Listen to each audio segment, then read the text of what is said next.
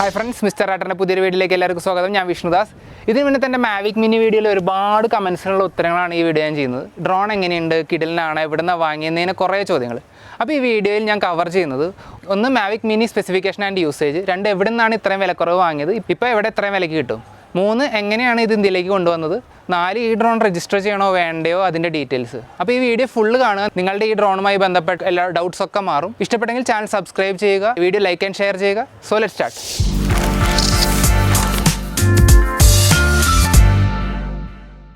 DJI Mavic മിനിയുടെ സ്പെസിഫിക്കേഷനിലെ main attraction അതിൻ്റെ വെയിറ്റാണ്. 249 grams.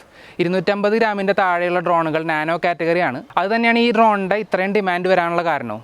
പല രാജ്യങ്ങളിലെ ഈ കാറ്റഗറി ഡ്രോണിന് റൂൾസ് ആൻഡ് റെഗുലേഷൻസ് ഇതുവരെ ആയിട്ടില്ല. കമ്പനി ഡ്രോൺ അവകാശപ്പെടുന്നത് 30 മിനിറ്റാണ് ഫ്ലൈറ്റ് ടൈം. അത് നോർമൽ മോഡിലാണ്. കാറ്റൊന്നും ഇല്ലെങ്കിൽ മാത്രമേ അത്ര കിട്ടുള്ളൂ. എനിക്കിപ്പോഴത്തെ ഈ കാറ്റൊക്കെ ഉള്ള ഈ സമയത്ത് യൂസ് ചെയ്താൽ മാക്സിമം 20 മുതൽ 22 മിനിറ്റേ കിട്ടുള്ളൂ. അത് സ്പോർട്സ് മോഡ് യൂസ് ചെയ്താൽ ബാറ്ററി പെട്ടെന്ന് തീരും ചെയ്യും. ഈ drone 2.7K at 30 FPS shoot ചെയ്യുക. Slow motion full HD 60 FPS shoot ചെയ്യാൻ പറ്റും. വീഡിയോയിൽ മാനുവലായിട്ട് നമുക്ക് എക്സ്പോഷർ മാത്രമേ കൺട്രോൾ ചെയ്യാൻ പറ്റൂ. ഫോട്ടോ എടുക്കുമ്പോൾ ഷട്ടർ സ്പീഡ് ഒരു പരിധിവരെ കൺട്രോൾ ചെയ്യാം. സ്റ്റെബിലൈസേഷന് വേണ്ടി 3 ആക്സിസ് ജിംബലാണ് ഈ മോഡലിനുള്ളത്. 4000 മീറ്ററാണ് ഈ മോഡലിൻ്റെ റേഞ്ച്. ഇതിൽ കൂടുതലുള്ള യൂട്യൂബ് വീഡിയോസ് നിങ്ങൾക്ക് സെർച്ച് ചെയ്താൽ കാണാൻ സാധിക്കും. അത് റേഞ്ച് എക്സ്റ്റൻഡർ റിമോട്ടിൽ ഫിറ്റ് ചെയ്തിട്ടാണ് ചെയ്യുന്നത്. 3000 മീറ്ററാണ് ഇതിൻ്റെ മാക്സിമം ആൾട്ടിറ്റ്യൂഡ് ഹൈറ്റ്. 3 സ്പീഡ് മോഡാണ് ഇതിനുള്ളത്. സ്പോർട്സ്, നോർമൽ, പിന്നെ സിനിമാറ്റിക്. അതിനെക്കുറിച്ച് ഞാൻ എൻ്റെ ഡീറ്റെയിൽ ആയിട്ട് ഞാൻ യൂസ് ചെയ്യുമ്പോൾ പറഞ്ഞുതരാം. അപ്പോൾ നമുക്ക് ഈ ഡ്രോണും റിമോട്ട് കൺട്രോളും തമ്മിൽ അങ്ങനെ കണക്ട് ചെയ്യിപ്പിക്കുന്നത് കാണിക്കാം. ആദ്യം റിമോട്ടിലേക്ക് നമ്മൾ മൊബൈൽ കണക്ട് ചെയ്യണം. മൊബൈൽ ഫിറ്റ് ചെയ്തതിന് ശേഷം ഈ പോർട്ടിലേക്ക് ഇതിൻ്റെ USB കണക്ട് ചെയ്യുക. എന്നിട്ട് ഇത് എൻ്റെ മൊബൈലിലേക്കും കണക്ട് ചെയ്യുക. C type. അപ്പോൾ ഇത് രണ്ടും കണക്ട് ചെയ്ത് വെച്ചു. ഇനി ഓൺ ആക്കണത് എങ്ങനെയാണെന്ന് വെച്ച് കഴിഞ്ഞാൽ, ഡ്രോണിൽ ബാറ്ററി ഇട്ടിട്ടില്ല. ഇത് ബാറ്ററിയുടെ പാക്കാണ്. ഇന്ന് ബാറ്ററി ചാർജ് ചെയ്യാൻ വെച്ചിരുന്നു. എടുത്തു. ഇത് ജസ്റ്റ് പൊക്കുക. ഇതങ്ങനെ അമർത്തിയേക്കുക. അത്രയേ ഉള്ളൂ. റിമോട്ട് കൺട്രോളിൽ ഒരു പ്രാവശ്യം ഞെക്കിയിട്ട് രണ്ടാമത്തെ പ്രാവശ്യം വീണ്ടും അമർത്തി പിടിക്കുക. ഇപ്പോൾ ഈ ഒച്ച കേട്ടില്ലേ? അപ്പോൾ ഇത് സെർച്ച് ചെയ്തുകൊണ്ടിരിക്കുക ഡ്രോൺ അടുത്ത് എവിടെയുള്ളതെന്ന്.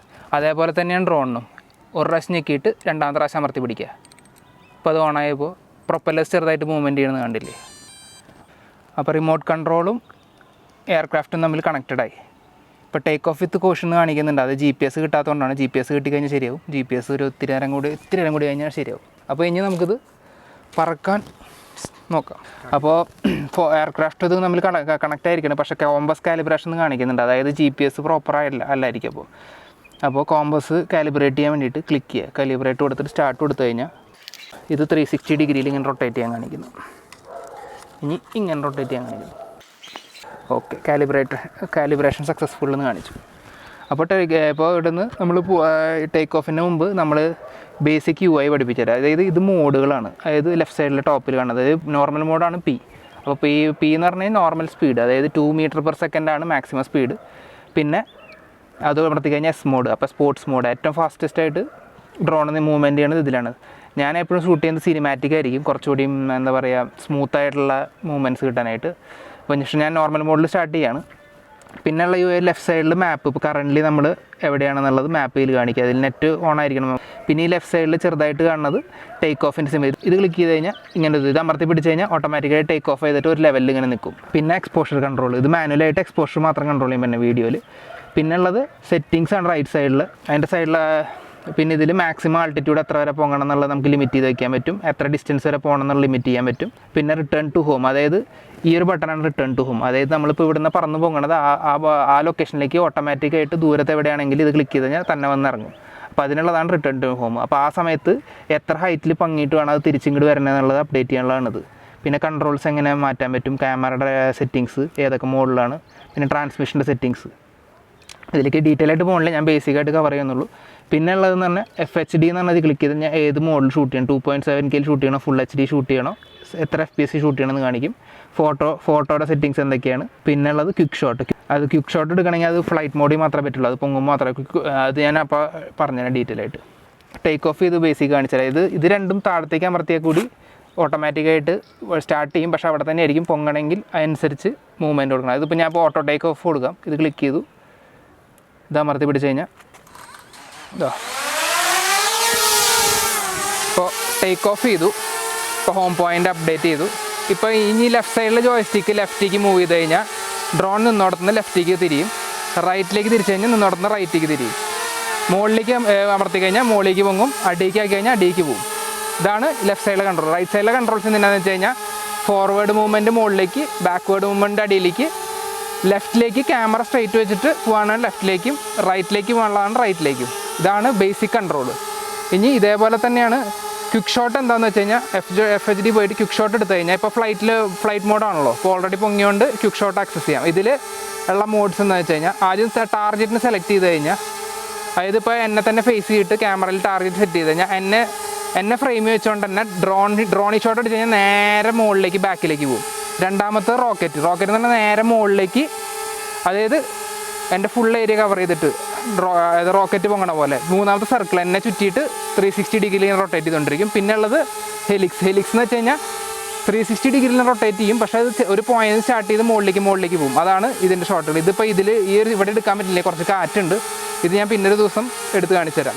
ടേക്ക് ഓഫ് ചെയ്യാൻ കാണിച്ചു കഴിഞ്ഞു. ഞാൻ അതേപോലെ തന്നെ ലാൻഡ് ചെയ്യിക്കലും ഒന്നുമില്ല, ജസ്റ്റ് അടിയിൽ നല്ലൊരു പൊസിഷനിൽ നേരെയാണ് നിൽക്കണമെങ്കിൽ ജസ്റ്റ് അടിയിലേക്ക് അമർത്തി പിടിച്ച് കഴിഞ്ഞാൽ തന്നെ താഴത്തേക്ക് വന്നിട്ട് നോക്കി കഴിഞ്ഞാൽ ഇപ്പോൾ ലാൻഡ് ചെയ്യും.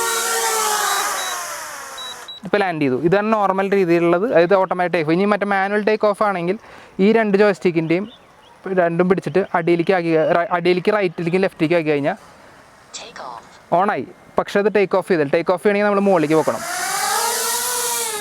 ഇതാണ് മാനുവലായിട്ടുള്ള രീതി.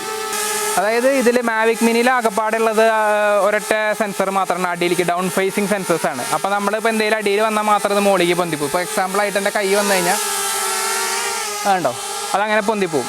വേറെ സെൻസർ ഇതിനില്ല. ഇങ്ങനെയും പിടിച്ചത് ഓഫ് ചെയ്യാൻ പറ്റും, പക്ഷേ ഇത് കുറച്ച് കാലം എക്സ്പീരിയൻസ് ആയ ശേഷം മാത്രമേ പറ്റുള്ളൂ. അല്ലാത്തപ്പോൾ ഏറ്റവും ബെസ്റ്റ് താഴെ ലാൻഡ് ചെയ്യിക്കുന്നതാണ്.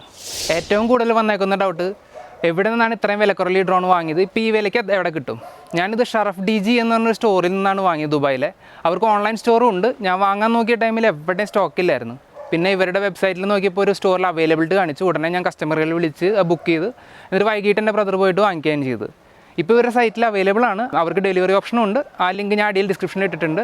അത് ക്ലിക്ക് ചെയ്ത് നിങ്ങൾക്ക് വാങ്ങാവുന്നതാണ്. പിന്നെ വേറൊരു സ്റ്റോറിൽ ഇതിലും വില കുറച്ച് വിൽക്കുന്നുണ്ടെന്ന് ഞാൻ അറിഞ്ഞു.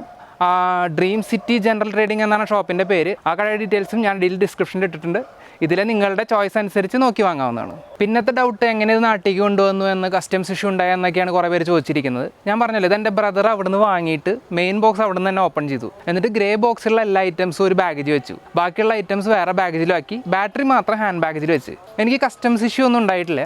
നിങ്ങൾ ഇതേപോലെ വാങ്ങിയിട്ട് കൊണ്ടുവരാൻ പ്ലാൻ ഉണ്ടെങ്കിൽ ഇതുപോലെ ചെയ്താൽ മതി. കുറച്ചുകൂടി സേഫ്റ്റിക്ക് വേണ്ടിയിട്ട് ഇതിൻ്റെ പ്രൊപ്പല്ലേഴ്സ് മാത്രം ഇതൊന്ന് ഊരിയിട്ട് വേറെ ബാഗേജിൽ പാക്ക് ചെയ്ത് വെച്ചാൽ മതി. പിന്നത്തെ ഈ ഡ്രോൺ രജിസ്റ്റർ ചെയ്യണോ വേണ്ടോ എന്നാണ് ഏറ്റവും കൂടുതൽ വന്നേക്കണത്.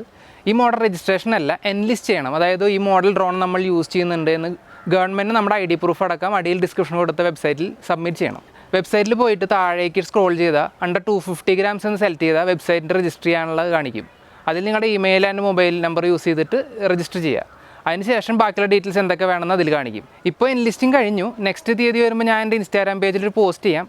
അപ്പോൾ ഉടനെ നിങ്ങൾക്ക് അറിയാനും പറ്റും. അപ്പോൾ അതിനായിട്ട് എൻ്റെ ഇൻസ്റ്റാഗ്രാം പേജ് തീർച്ചയായിട്ടും ഫോളോ ചെയ്യുക. അപ്പോൾ നിങ്ങളുടെ ഈ ഡ്രോണുമായി ബന്ധപ്പെട്ട എല്ലാ ഡൗട്ടുകളും ക്ലിയർ ആയെന്ന് ഞാൻ കരുതുന്നു. ഇനിയും എന്തെങ്കിലും ഡൗട്ട് ഉണ്ടെങ്കിൽ തീർച്ചയായും കമൻറ്റ് ചെയ്യുക, അല്ലെങ്കിൽ എൻ്റെ ഇൻസ്റ്റാഗ്രാമിൽ ഫോളോ ചെയ്ത് മെസ്സേജ് ചെയ്യുക. ഡ്രോൺ വാങ്ങിച്ച കടയുടെ ഡീറ്റെയിൽസ്, ഇപ്പോൾ ഏറ്റവും വിലക്കുറവിൽ കിട്ടുന്ന കടയുടെ ഡീറ്റെയിൽസ് ഞാൻ ഡിസ്ക്രിപ്ഷനിൽ ഇട്ടിട്ടുണ്ട്. കൂടാതെ ഈ വീഡിയോ എല്ലാവർക്കും ഇഷ്ടപ്പെട്ട് കാണുമെന്ന് ഞാൻ കരുതുന്നു. എങ്കിൽ പ്ലീസ് ലൈക്ക്, നിങ്ങളുടെ ഫാമിലിക്ക് ഫ്രണ്ട്സിന് ഈ വീഡിയോ ഷെയർ ചെയ്യുക. ഈ ചാനൽ നിങ്ങൾ ആദ്യമായിട്ടാണ് കാണുന്നതെങ്കിൽ സബ്സ്ക്രൈബ് ചെയ്യുക. കൂടാതെ ആ ബെല്ലൈക്കൺ നോട്ടിഫിക്കേഷൻ ടേൺ ഓൺ ചെയ്താൽ ഞാൻ പോസ്റ്റ് ചെയ്യുന്ന ഇതുപോലുള്ള അടിപൊളി application unboxing, reward and travel videos നിങ്ങൾക്ക് ഉടനെ നോട്ടിഫിക്കേഷൻ വരുന്നതാണ്.